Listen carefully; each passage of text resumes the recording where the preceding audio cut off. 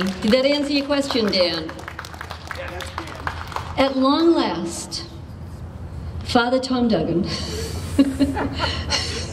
I'm trying to think of a nickname for you because in Chelmsford we have Carmen Thomas Cristiano, who is known as the Godfather of Chelmsford because he's in, he does all his TV shows and stuff. As everybody here probably knows, Tom is the president, the editor of the Valley Patriot.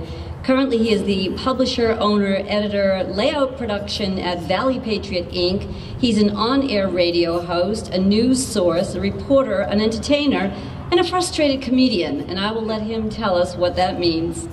In the past, he was the political director at Mass Citizens Alliance, columnist reporter at Rumbo News, and producer at Greater Media Boston, and he is also a school board member in Lawrence.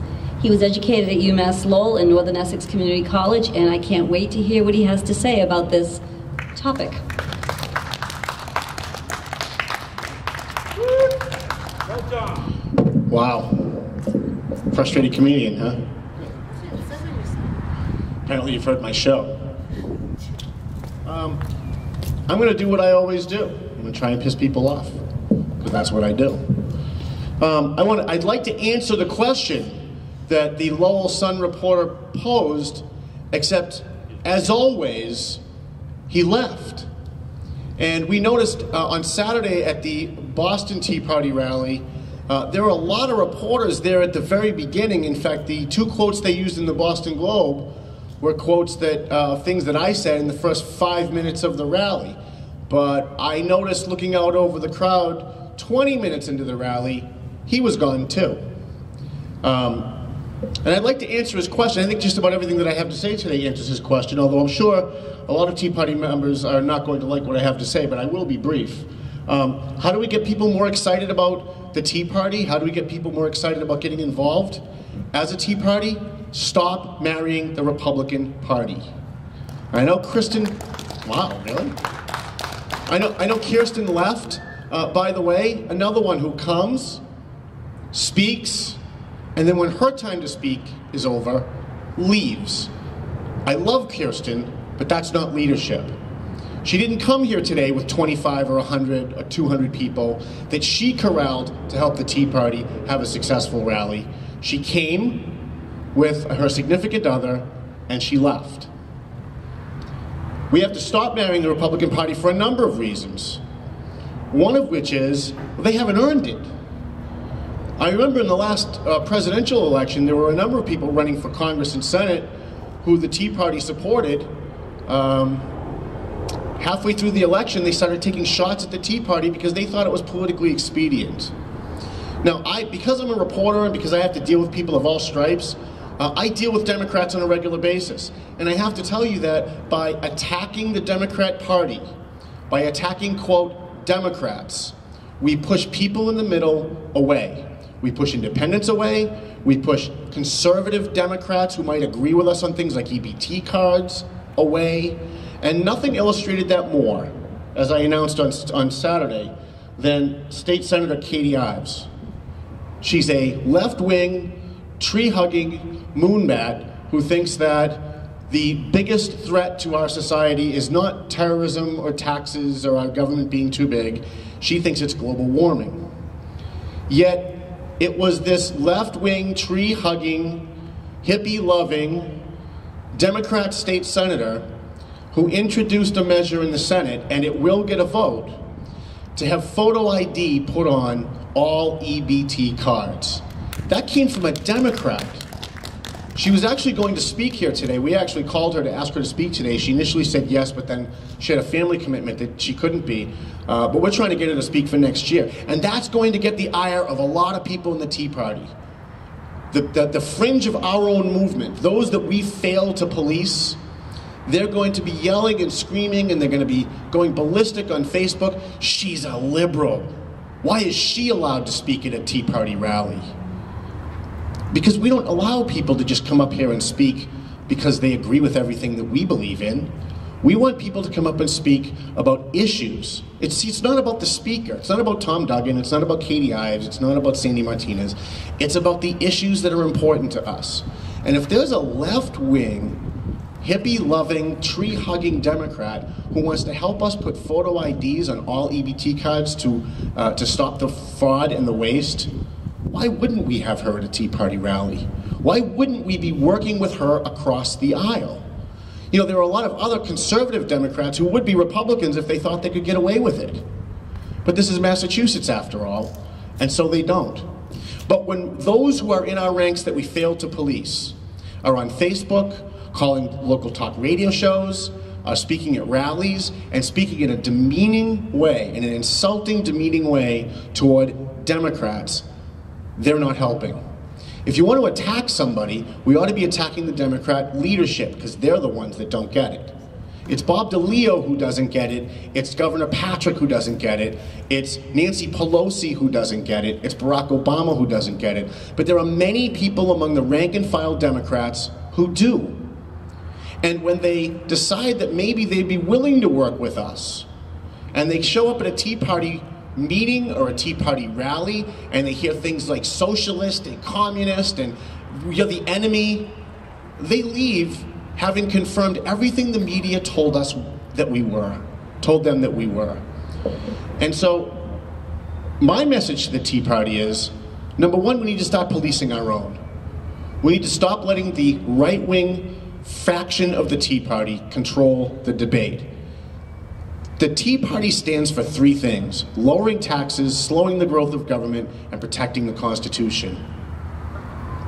Not the social issues. If you are, as I am, pro-life, I'm more pro-life than anybody you're ever going to meet. I don't even make exception for rape and incest. But that has no place at a Tea Party meeting. That has no place at a Tea Party rally. If you are against gay marriage, if you are against the death penalty, if you have a really strong position on a social issue, go join another group whose sole function, like Mass Citizens for Life, is to fight against abortions. And hell, I'll even join you. I'll help you sign up. But that has no place at a Tea Party. And as long as we continue to allow the right-wing faction of our own party, of which I agree with philosophically, as long as we allow them to try to hijack our meetings and our rallies, as long as we allow them to wring their hands and yell as loud as they can that we're not conservative enough, that we shouldn't be part of the Tea Party because we're not helping them on the social issues, we're always going to fail, always. You cannot argue about abortion as a Tea Party group and not be marginalized by the press and painted as a bunch of kooks, which drives people away. I really wish he was here, because I think the reporter probably should hear this answer. The fact is, we as a Tea Party, we all are concerned about social issues. We all have ideas about abortion, gay marriage, the death penalty, but there's a time and a place, and it's not the Tea Party. We have a specific message, and that's to lower taxes, to slow the growth of government. That's a fight we can win. Talking about taxes is a fight we can win. And you know, if you are one of those social conservatives like myself, but you also happen to be one of the people on the far right that want to co-opt the Tea Party so that we will push your agenda, you ought to be happy that the Tea Party is going to be single issue on taxes. Because if we were to cut taxes across the board, let's just pick a number, 10%. That's 10% less money going for government-funded abortions, isn't it? That's 10% less money going to welfare, isn't it? So, to answer his question, as my speech, and then I'll conclude, how we get people more excited? You don't get people more excited by pushing them away with divisive language. You get them more excited by letting them know that there might be something for them. They might be a gay American. They might be somebody who's gay, who's fiscally conservative, who shows up at a Tea Party meeting or a Tea Party rally and hears all this anti-gay marriage talk, and they leave. We lose them. We want them on our side. We want fiscal conservative gays, fiscal conservative pro-abortion people, fiscal conservative people who are for and against the death penalty to be coming to our meetings and coming to our rallies and helping us lower taxes. That benefits everybody. My final, oh boy, maybe I'll save that for another. Rally. But my final point here is, you know, I'm always asked by people who are candidates who call my office at the Valley Patriot and they say, Tom, you've been working on campaigns since 1985. Can you give me some advice? I'm a conservative. How do I run this campaign? What should I do? The answer is really simple. We have to start talking like Democrats. That doesn't mean co-opt their positions, it means start talking like them, because the media, 95% of them, are in bed with the Democrats. And they're in bed with the Democrats because they're liberals. And what do liberals respond to? Emotion. So when a Republican runs for office and a Republican talks about welfare, we talk about it in terms of economics. We talk about it in terms of how much money's being wasted. We talk about it in terms of how it's growing government, how it's out of control. When the Democrat, when the liberal talks about welfare, they talk about little Jose in Lawrence who's going to bed hungry tonight because he doesn't have any food. What we need to start doing is co-opting their language, not their positions. We need to have candidates who are going to get up and talk about welfare reform and talk about little Jose in Lawrence. And the perfect example is the governor has absolutely no interest whatsoever in reforming the home heating assistance program, where there is just rampant corruption. We've covered it and exposed it and talked about it on our radio show. You know, the fact is, Governor Patrick doesn't care one bit about little Jose in Lawrence who's going to bed with no heat in the middle of February, because he will do nothing to stop the rampant waste and corruption that's going on in the home heating fuel assistance program. But where are the Republicans that are talking about it like that?